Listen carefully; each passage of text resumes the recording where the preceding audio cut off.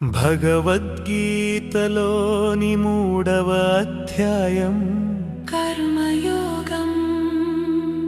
ఇక్కడ శ్రీకృష్ణుడు జీవితంలో కర్మ యొక్క ప్రాముఖ్యతను నొక్కి చెబుతున్నాడు. ప్రతి మానవుడు ఈ భౌతిక ప్రపంచంలో ఏదో ఒక రకమైన కార్యకలాపాలలో పాల్గొనడం ముఖ్యమని శ్రీకృష్ణుడు వెల్లడిస్తాడు. ఇంకా బంధానికి దారి తీసే చర్యల రకాలు మరియు విముక్తికి దారి తీసే రకాలను శ్రీకృష్ణుడు వివరిస్తాడు. పరమాత్మ ఆనందం కోసం బాహ్యంగా తమ విధులను నిర్వర్తిస్తూ దాని ప్రతిఫలాల పట్ల మమకారం లేకుండా చివరికి విముక్తిని పొందుతారు.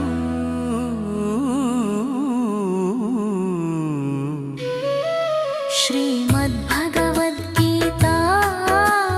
3వ అధ్యాయం కర్మయోగము. అర్జునుడు ఇలా పలికెను, ఓ జనార్దన, జ్ఞానం అనేది కర్మ కంటే శ్రేష్టమైనదైతే నన్ను ఈ ఘోరమైన యుద్ధం ఎందుకు చేయమంటున్నావు? అయోమయమైన మాటలతో నా బుద్ధికి భ్రాంతిని కలిగిస్తున్నావు. కాబట్టి నేను ఆనందాన్ని పొందే ఒక నిర్దిష్ట మార్గాన్ని నాకు చెప్పండి.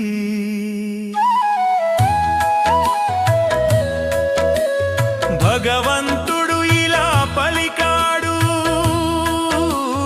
పాపరహితుడా, ఈ లోకంలో సాంఖ్యులకు జ్ఞానయోగం చేతను, యోగులకు కర్మయోగం చేతను సాధన. సృష్టికి ముందే నా చేత చెప్పబడినది. కర్మలను చేయనంత మాత్రాన నిష్కర్మ సిద్ధి కలగదు. కేవలం సన్యసించడం వలన సరైన సిద్ధి కలగదు. ఎవరు ఒక్క క్షణం కూడా కర్మ చేయకుండా ఉండలేరు. ప్రకృతి జన్యమైన గుణావలనన్ని కర్మలు అవశ్యంగానే చేయబడుతున్నాయి. ఎవరైతే కర్మేంద్రియాలను నిగ్రహించి మనస్సులో ఇంద్రియ విషయాలను స్మరిస్తూ ఉంటాడో అతడు పరమమూర్ఖుడు, కపటుడు.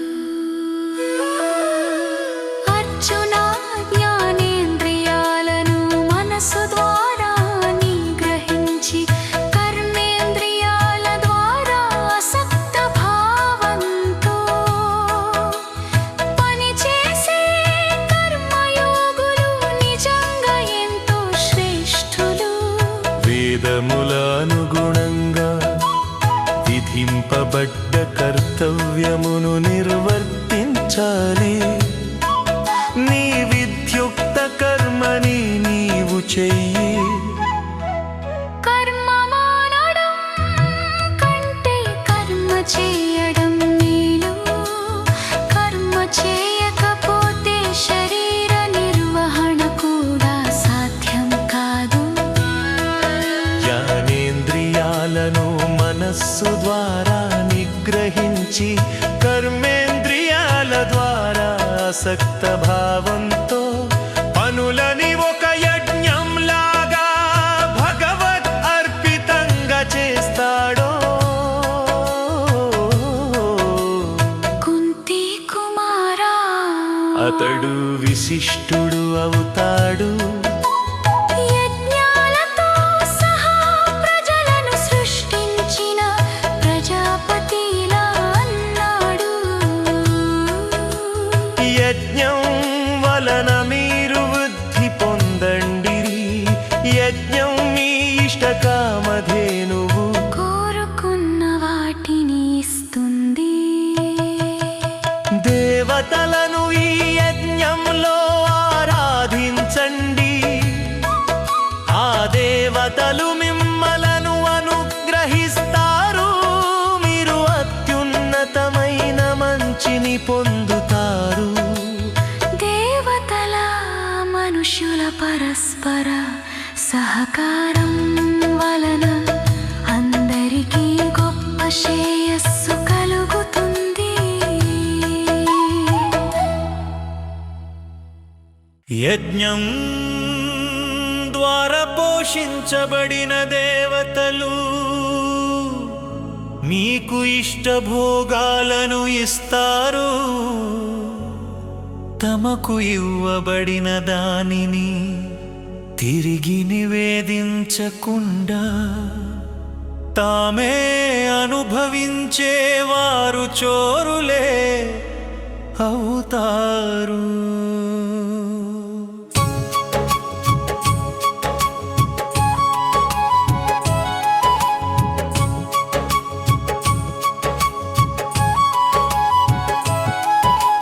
యజ్ఞంలో మిగిలిపోయిన వాటిని తినే నీతిమంతులు అన్ని పాపాల నుండి విముక్తి పొందుతారు.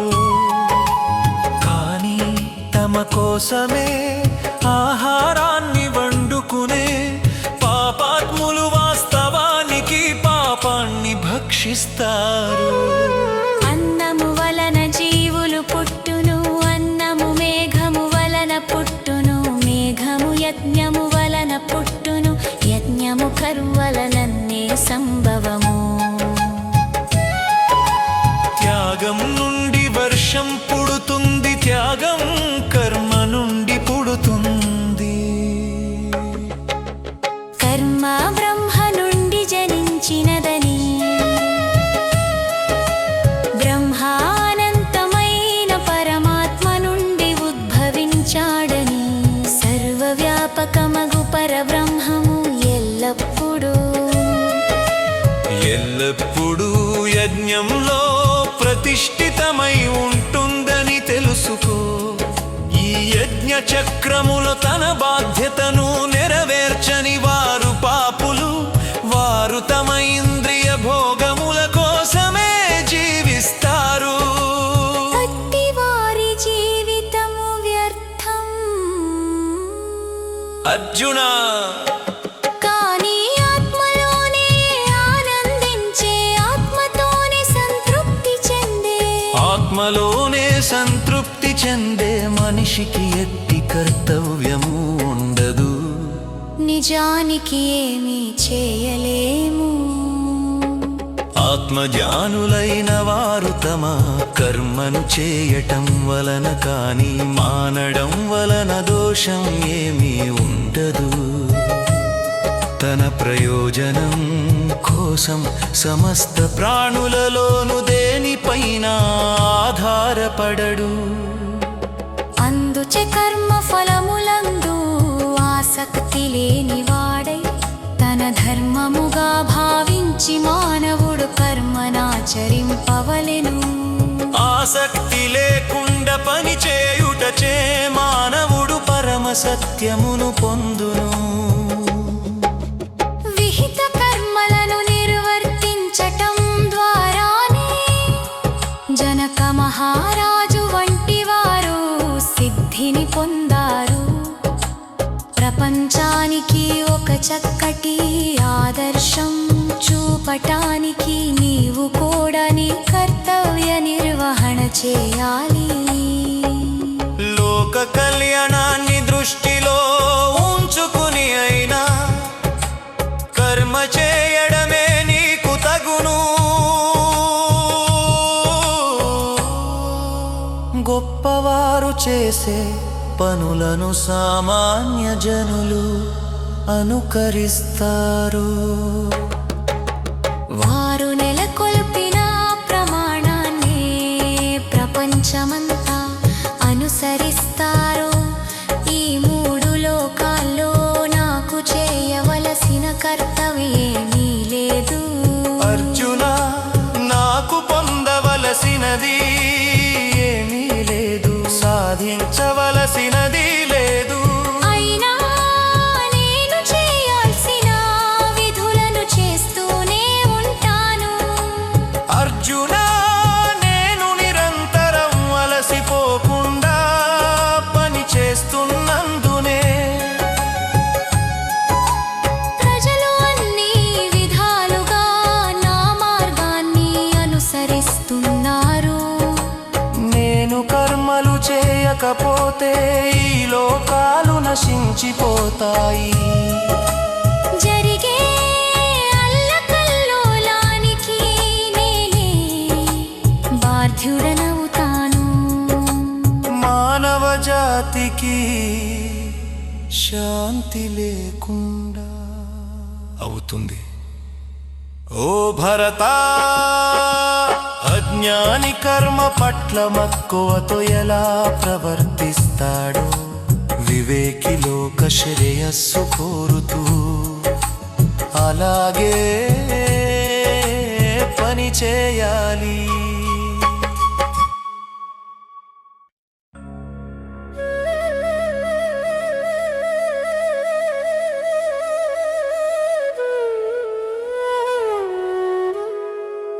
ఏ జ్ఞాని కూడా కర్మ పట్ల మక్కువ కలిగిన అజ్ఞానుల మనస్సులను కలవర పెట్టకూడదు. తాను యోగంలో నిలిచి చక్కగా పని చేస్తూ వారిని అన్ని కర్మలలో నిమగ్నం చేయాలి.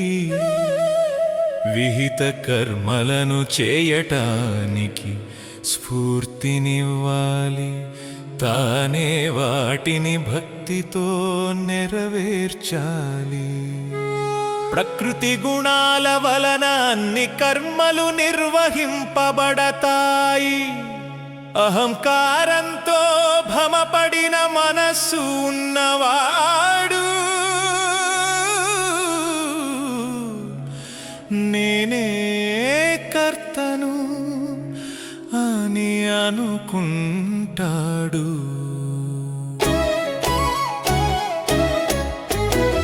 ఓ మహాబాహు అర్జున,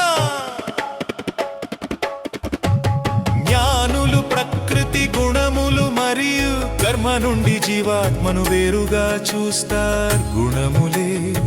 గుణములందు కదులుతున్నవని తెలుసుకుని వాటి యందు ఆసక్తులు కారు. ప్రకృతి గుణాలచే భ్రమపడిన వారు గుణాల విధుల పట్ల అనుబంధం కలిగి ఉంటారు. సరిగా తెలియని మంద బుద్ధులను సర్వం తెలిసిన జ్ఞాని చెదరగొట్టరాదు. సర్వకర్మలను నాయందు సమర్పించి మనస్సును ఆత్మపై కేంద్రీకరించి ఆశా మమకారాలను మానసిక శోకము వీడి ఆరాటాన్ని విసర్జించి యుద్ధం చెయ్యి. పూర్తి శ్రద్ధ విశ్వాసంతో అసూయ లేకుండా నా ఈ బోధనలను పాటించేవారు కర్మబంధముల నుండి విముక్తులవుతారు. ఎవరైతే అసూయాపరులై నా ఈ మతాన్ని అనుష్ఠించరో వారు అన్ని జ్ఞానాలను కోల్పోయి వివేచన లేకుండా వంచితులై నశించిపోతారని తెలుసుకో. జ్ఞానికో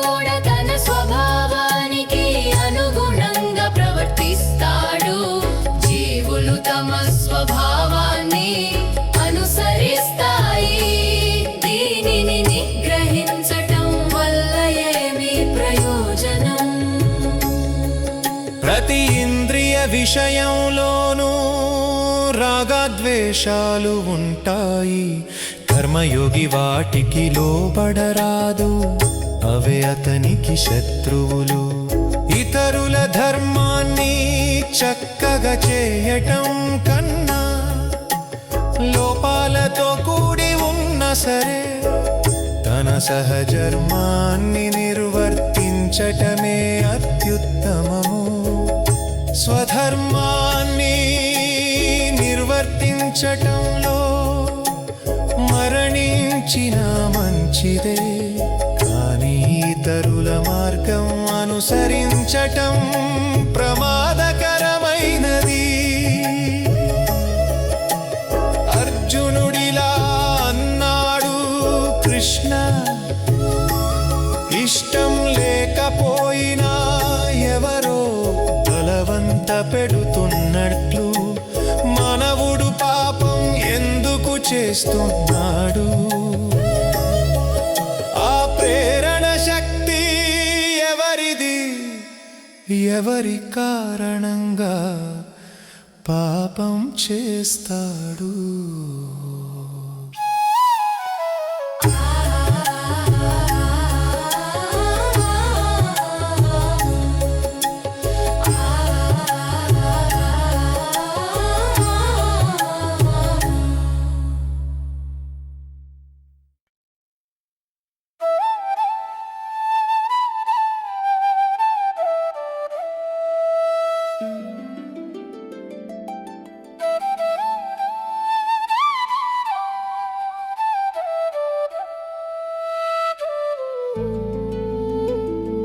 సర్వోన్నత భగవంతుడు ఇలా పలికెను,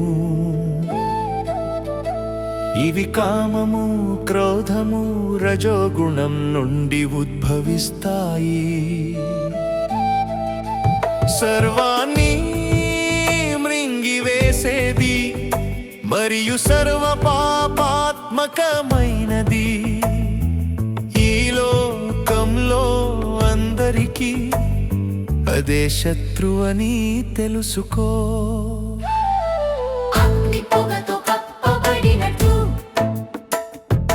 అద్దం దుమ్ముతో కప్పబడినట్లు, పిండం ఉమ్మ నీటి సంచితో చుట్టుముట్టబడినట్లు జ్ఞానము కామముచే కప్పివేయబడుతుంది.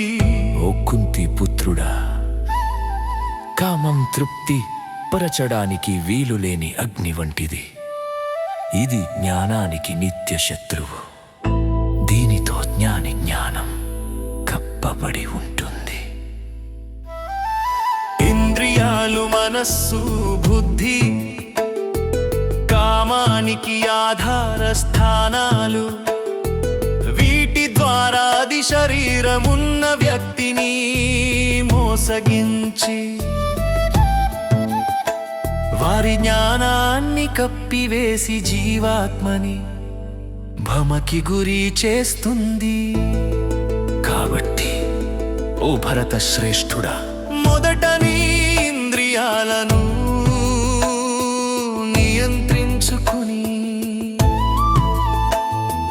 తరువాత జ్ఞానాన్ని మరియు సాక్షాత్కారాన్ని నాశనం చేసే ఈ పాపభరితమైన శత్రువును చంపు. శరీరం కంటే ఇంద్రియాలు గొప్పవని, ఇంద్రియాల కంటే మనస్సు గొప్పదని, మనస్సు కంటే బుద్ధి గొప్పదని, బుద్ధి కన్నా మరింత ఉన్నతమైనది ఆత్మ. ఇలా ఆత్మను బుద్ధి కన్నా ఎక్కువైన దానిగా తెలుసుకొని ఆత్మ ద్వారా ఇంద్రియ మనోబుద్ధులను నిగ్రహించుకుని కామరూపి అయిన శత్రువుని జయించు. అర్జున,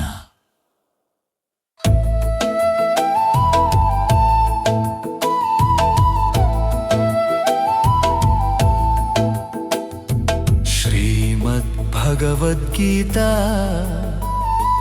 3వ అధ్యాయం. కర్మయోగము సంపూర్ణం